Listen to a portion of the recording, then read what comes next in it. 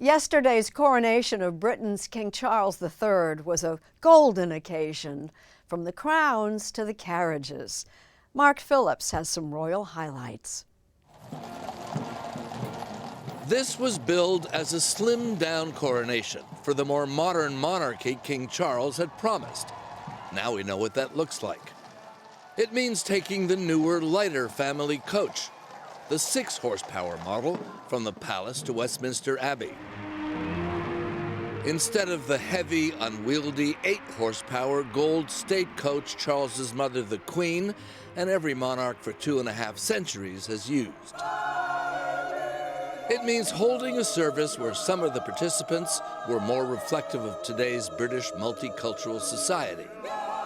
It means cutting the service down from the seemingly endless more than 3 hours of 70 years ago to about 2.5 hours this time. There was always controversy over just how much new should be added and how much old should be retained in the ancient rite of crowning British monarchs that goes back almost 1,000 years. Many think the spectacle is still a necessary part of the royal story. This is an historic, solemn, religious and state event, but it's also a TV show. It is. And the king, as you know at the beginning, put out this expression that he wanted it to be more modest. Hugo Vickers is a royal historian. Right. And he is absolutely delighted that people, including me, have said, well, you may want it to be modest, we want it to be magnificent. There was plenty of magnificence. Enough flowing robes and gold and jewels to make you squint. Swords and orbs and scepters, representing ancient hereditary power and assumed heavenly approval. And if all that can seem very unmodern, well, that's just the way it's always been. I mean, of course a coronation, rather like a monarchy, is completely irrational. Robert Hardman is a royal author. Orbs, ointments, scepters. Where is there a place for that kind of thing in the modern era? The fact is, we are where we are. We've evolved in this way. As humans, we like ritual. And public opinion polls consistently show a solid majority supports the monarchy. But in a less deferential age, the monarchy isn't viewed with the same reverence anymore.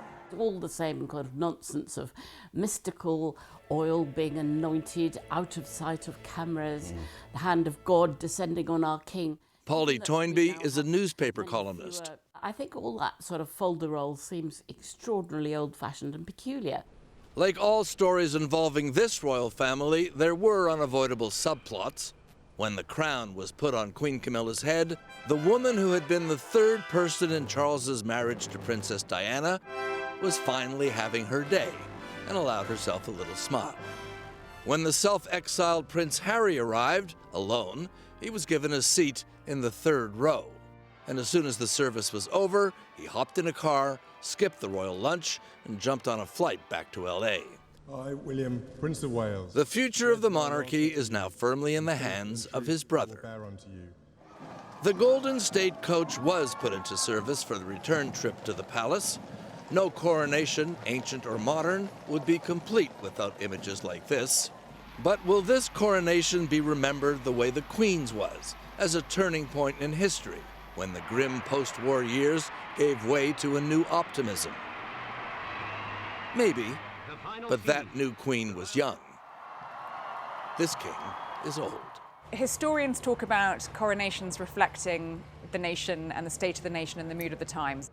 Roya Nicka is royal editor of the London Sunday Times. And this country has been through a lot of turbulence in the last few years, politically, economically. Our own royal family has been through turbulence. So I think it's almost sort of the opening of a new chapter and the turning of a page.